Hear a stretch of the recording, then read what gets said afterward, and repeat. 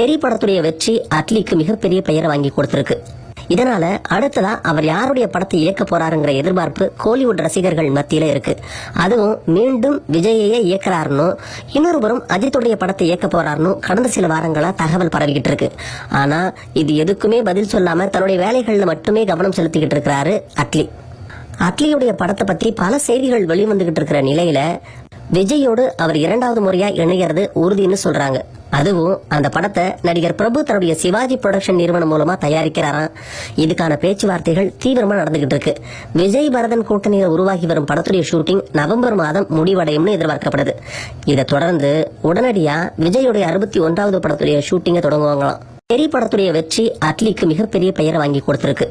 இதனால அடுத்ததா அவர் யாருடைய படத்தை இயக்க போறாருங்கிற எதிர்பார்ப்பு கோலிவுட் ரசிகர்கள் மத்தியில இருக்கு. அதுவும் மீண்டும் விஜயையே இயக்குறாருன்னு, இன்னொரு புறம் அஜித்துடைய படத்தை இயக்க போறாருன்னு கடந்த சில வாரங்களா தகவல் பரவிக்கிட்டு இருக்கு.